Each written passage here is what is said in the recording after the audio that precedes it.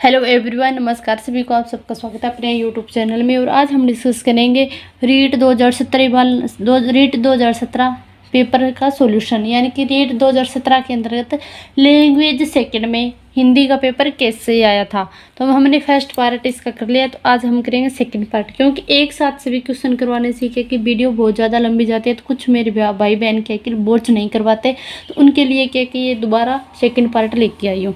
तो इससे मेरा मतलब प्रीवियस ईयर पेपर करवाने का एक ही उद्देश्य है कि आपको पता चल सके कि एग्जाम के अंतर्गत कैसे क्वेश्चन पूछे जाते हैं और किस लेवल तक पूछे जाते हैं। तो चलो हम स्टार्टिंग करते हैं। अगर हमारी वीडियो अच्छी लगे तो वीडियो में ज़्यादा से ज़्यादा शेयर करिए और चैनल में सब्सक्राइब जरूर करिए। आज का करते हैं क्वेश्चन प्रारंभ, यानी कि पाठ्य पुस्तक रचना के सोपानों का क्रम। पाठ्य पुस्तक रचना है, उसके सोपानों का क्रम क्या है।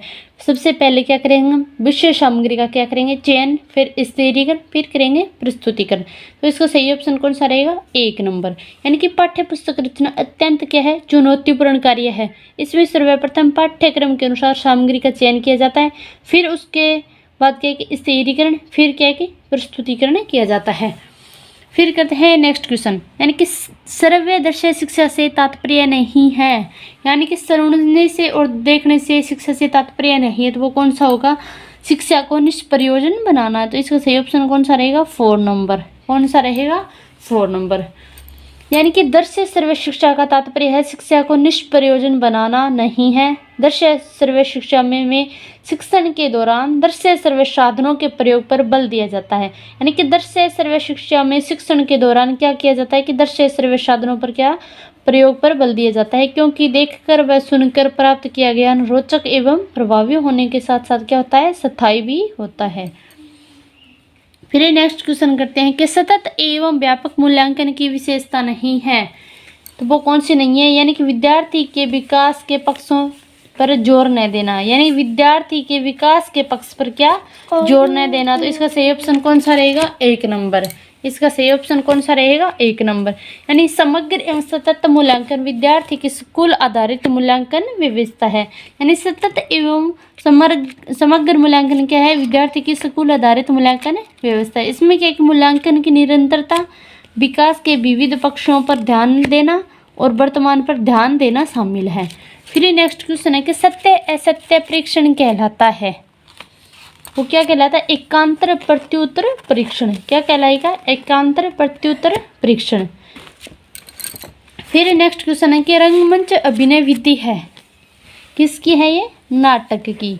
कौन सी है, नाटक की। रंगमंच अभिनय विधि नाटक शिक्षण की उत्तम विधि है। इसमें क्या है कि मंचन द्वारा शिक्षण कराया जाता है। फिर नेक्स्ट क्वेश्चन है कि भाषा प्रयोग एक कौशल से संबंधित पक्ष नहीं है। भाषा ज्ञान गम्य क्या है कि भाषा ज्ञान गम्य है। भाषा प्रयोग एक कौशल से संबंधित पक्ष नहीं है, तो वो कौन सा हमारा रहेगा, भाषा ज्ञान गम्य है। यानी कि 1 नंबर ऑप्शन क्या रहेगा इसका सही आंसर। गांधी जी सत्य और अहिंसा को जीवन में सर्वाधिक महत्व देते थे। सत्याग्रह व असहयोग आंदोलन द्वारा उन्होंने अंग्रेजों का मुकाबला किया। गांधी जी सब मनुष्यों को समान मानते थे। धर्म, जाति, संप्रदाय, रंग आदि के आधार पर होने वाले भेदभावों को वे मानवता का क्या मानते थे, कलंक मानते थे।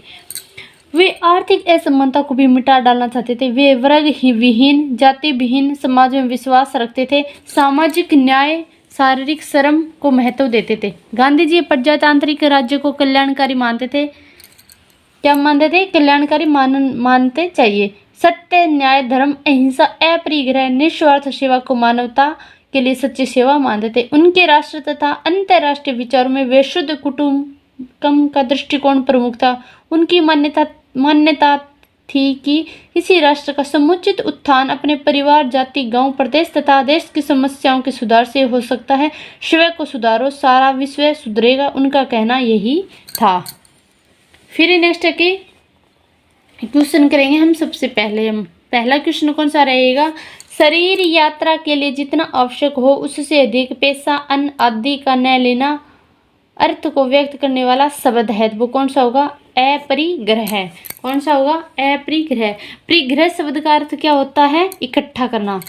परिग्रह शब्द का क्या अर्थ होता है, इकट्ठा करना। लेकिन उसमें क्या है कि अ उपसर्ग जोड़कर अपरिग्रह शब्द बना है, तो जिसका अर्थ क्या होता है, अन्न एवं धन का अनावश्यक रूप से एकत्रीकरण न करना। क्या है कि धन और अन्न और धन को क्या है कि अनावश्यक रूप से कोई भी इकट्ठा ना करे। सत्याग्रह में कौन सी संधि है? सत्याग्रह में कौन सी संधि है? तो वो कौन सी होगी? दीर्घ संधि। कौन सी संधि होगी? दीर्घ संधि। क्योंकि सत्य में क्या है? आग्रह। आग्रह में क्या होगा? तो क्या बन गया? सत्याग्रह। तो सत्याग्रह में कौन सी? आप ए प्लस आ के मेल से क्या बनता है? आशवर बनता है। तो कौन सी संधि होगी हमारी? दीर्घ संधि होगी। फिर नेक्स्ट है कि अंग्रेजों का मुकाबला किया। अंग्रेजों का मुकाबला किया में कौन सा काल है? तो इसमें कौन सा काल होगा? सामान्य काल। यानी कि सामान्य काल में क्या है? सामान्य काल में भूतकाल में क्रिया के समाप्त हो जाने का संकेत मिलता है। यानी कि सामान्य काल में क्या होता है कि भूतकाल में क्रिया के समाप्त होने का संकेत मिलता है। इस वाक्य में अंग्रेजों का मुकाबला किया जा चुका है, अंतर क्रिया कौन सी होगी? भूतकाल में समाप्त हो चुकी है। क्योंकि फिर नेक्स्ट क्वेश्चन है कि निम्न में से स्त्रीलिंगी कौन सा है? धर्म, संप्रदाय, रंग और जाति। तो इसमें कौन सा शब्द है? तो जाति शब्द है वो क्या है कि एक स्त्रीलिंग है। फिर नेक्स्ट क्वेश्चन है कि अ उपसर्ग है। आचरण में तो आ गया, अंतर्राष्ट्रीय में, अहिंसा में, अनुसार में।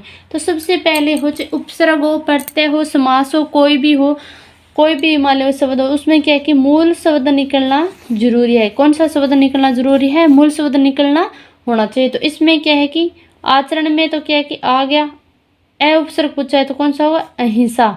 यानी कि अ प्लस हिंसा। हिंसा क्या है? एक मूल शब्द निकलने लग रहा है और अ इसमें क्या है? उपसर्ग है। फिर नेक्स्ट क्या दिया गया? इसमें दिया गया अपठित पद्यांश और उसमें क्या दिया जाता है? अपठित गद्यांश। तो यही फर्क होता है कि अगर लैंग्वेज फर्स्ट में हम हिंदी ले लेते हैं तो हमें क्या है कि वहाँ पे दोनों ही अपठित गद्यांश मिलते हैं और यहाँ पे क्या है कि एक अपठित पद्यांश दिया जाता है। तो इसका क्या है कि मैं जीवन का भीषण दुर्दम प्रलय कर तूफान लिए हूँ, अपने दिल में मर मिटने का मैं स्वर्णिम अरमान लिए हूँ, जिसको सुन रिपु के दिल टूटे मैं वह गौरव गान लिए हूँ, मुझे मृत्यु भय अरे अथेली मैं अपनी जान लिए हूँ। तो क्या है कि मैं अपनी जान लिए हूँ। तो उसमें क्या कि ऊपर के दो चरणों में नाद सौंदर्य की उपस्थिति है। तो कौन सा? दुर्दम और प्रलयंकर शब्दों के कारण। किसके कारण है कि दुर्दम और प्रलयंकर शब्दों के कारण। तो इसका सही ऑप्शन कौन सा रहेगा? 3 नंबर। फिर नेक्स्ट क्वेश्चन है कि कवि ने